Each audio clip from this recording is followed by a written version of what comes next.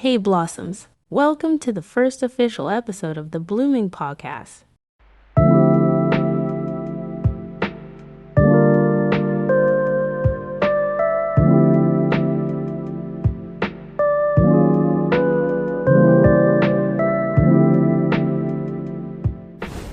Okay, you guys, our very first special guest is, drumroll please,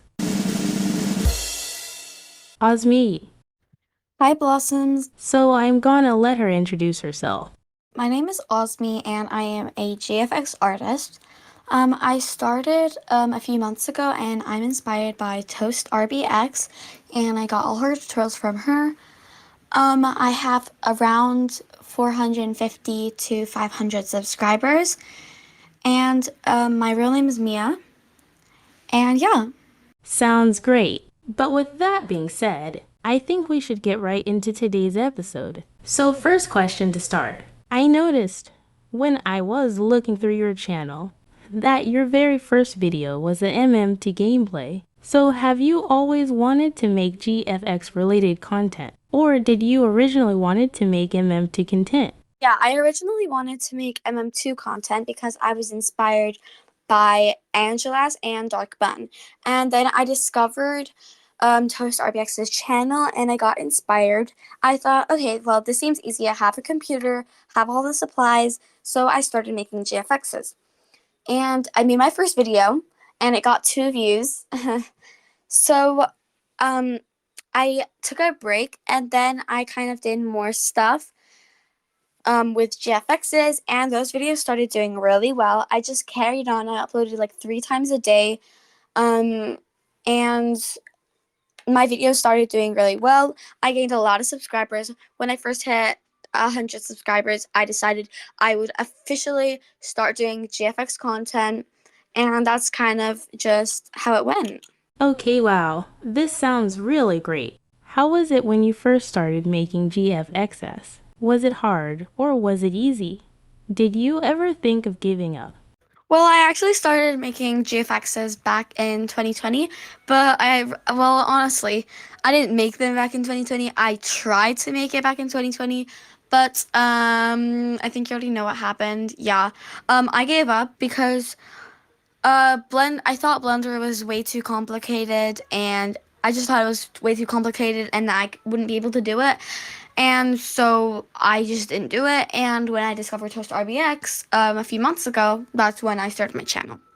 Yeah, it's true that at first Blender is kinda intimidating, but when you learn how to use it, it becomes easier. Is this one of the reasons why you also started making GFX content? Biggest reason why I started making GFX content was because I was inspired by Toast RBX, but because I learned how to use Blender from Toast RBX, I thought I could be like her, and that is kind of why I started making GFX content. Okay, yeah, I see that Toastar BX is a very big inspiration for you. Have you ever had people say you were copying her? If yes, how did you deal with these people? A bunch of times. I always get comments saying, "Oh my god, you copy Toast RBX, stop copying Toast RBX." But the thing is that I'm not copying her. I'm taking inspiration out of her video ideas. I do my own separate story times. I do my own kind of videos. I use a whole different font for captions, like making a speed GFX and then saying a personal story time isn't copying someone else who does the same thing. So what I do is sometimes I ignore it, but also sometimes I just tell them some facts that proves my point that I'm not copying her, and yeah. Yeah, I definitely agree with you on this one. I feel like it's one of the reasons why some people are scared to start a GFX related channel. But what keeps you motivated to continue your journey on YouTube or to upload a video every week? Well, what keeps me motivated is that I know there are so many other JFX related creators, and they're doing the same thing, and their videos are still going amazing, and their channel is still growing a lot. Some of them are even monetized and really popular.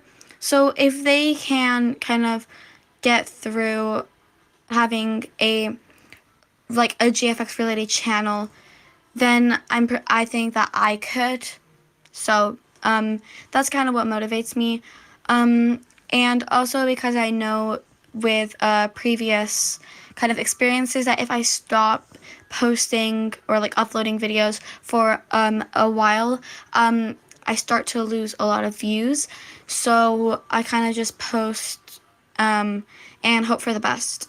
Yeah, that's true. Well, I don't know if you are still, studying or if you're still in school, but how do you manage your real life and your online life, I guess you could say? Is it hard, or do you think you're pretty well organized? Well, most of the time, I come back home from school and I check my DMs, check my notification for let's say 5 minutes, and then on the weekends I post some videos, ranges from 1 to 3 videos, on the weekends, and that's basically all.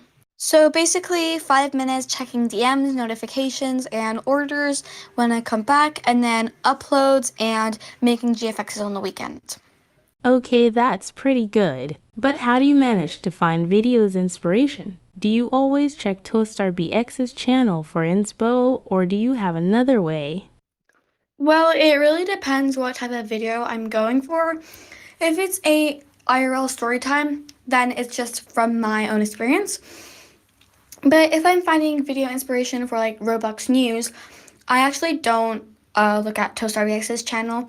I look at kind of Roblox news creators like Creekcraft or Chase Rooney or Sari Berry, just like kind of creators that aren't anything to do with GFX, just YouTubers that kind of post news, and then I put what they're saying into my own words and make a video about it.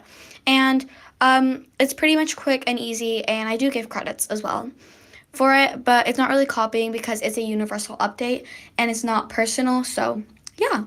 Speaking of other creators, have you ever collabed with other Roblox creators? If yes, which one was your favorite? Well, I've only collabed with one other creator, which is Quartz, but she's my IRL best friend, and we were having sleepovers, so that's why we collab. But I've never actually collabed with a different popular, a different popular YouTuber or creator. So I really want to, but none of them really know me. So yeah. Who would you like to collab with? Or do you have a dream YouTuber you would like to collab with and why?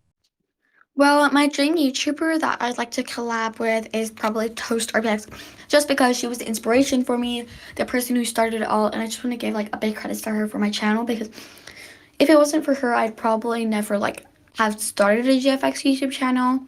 And I just want to thank her. So I think that'd be my dream YouTuber to collab with.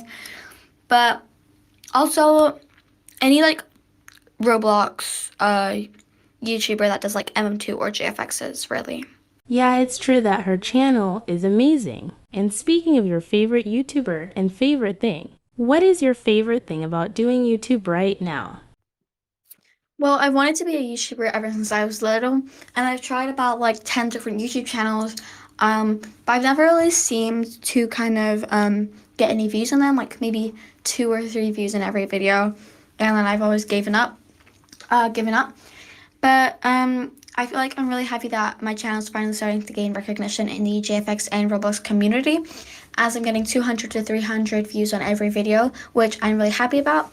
And my favorite thing about being a YouTuber is probably just having a lot of supporters. And when I'm at my lowest moments, I get my fans to make me happy, and it's just really nice. Yes, I really like that. It makes me really happy too when I see that people enjoy my content. It's such a nice thing. Another question about your favorite thing. What's your favorite GFX that you made so far? Which one are you the most proud of? I'm probably most proud of my new profile picture. It's the one that's my Discord profile picture, and my YouTube profile picture. I don't know why. I just really like the watermark and the colors. I feel like pink and yellow is a really nice theme. I really like the sunset kind of theme. It's just I don't know. It might be one of my new favorite color combos, and I really like summer vibes because I'm a big summer fan. I like summer way more than winter. So when I think of that, it just makes me think of like summery sunsets and stuff. And also just because it looks kind of professional. I mean, it is my most recent GFX, so I definitely have improved a lot.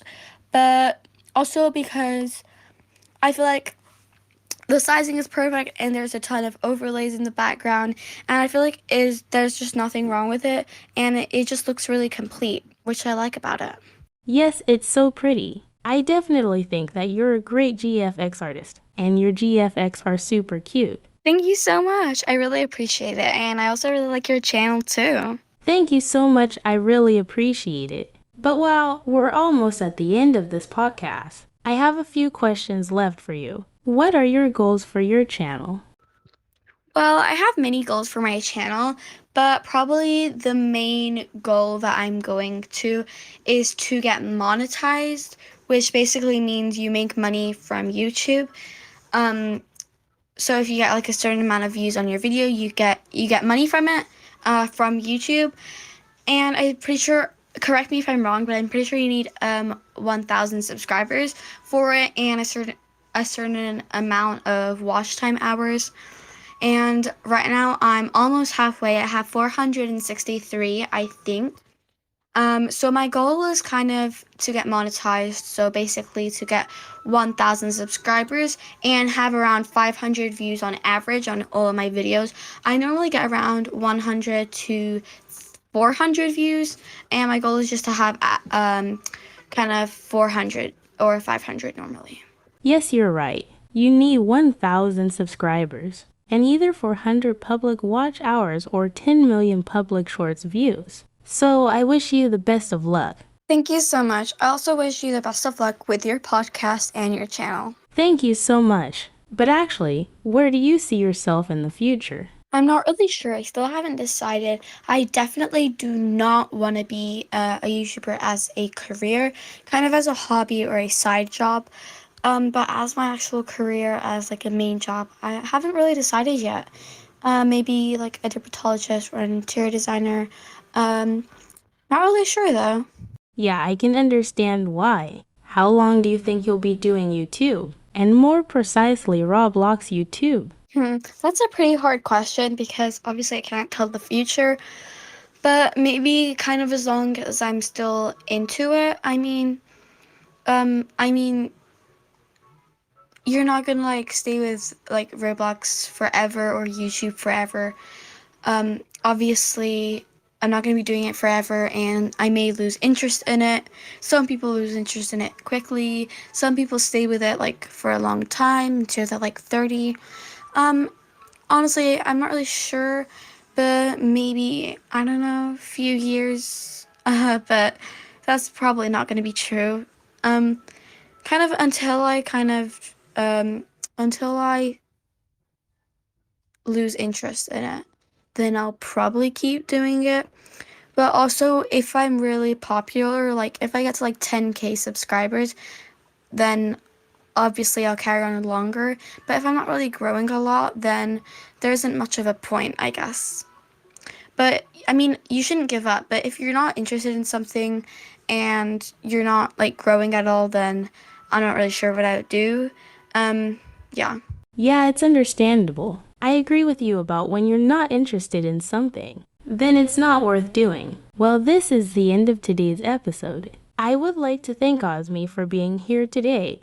Thanks so much for letting me be here. I really enjoyed it, and have a good day. Yes, of course. It was great chatting with you, and have a nice rest of your day. Bye-bye. Bye. Well, Blossoms, that's a wrap for episode 1 of the Blooming Podcast. A massive thank you to Auzmii for joining us today. If you haven't already, make sure to like and subscribe for more episodes, and comment down below who you want to see featured on the Blooming Podcast. Bye, Blossoms. I'll see you in the next episode.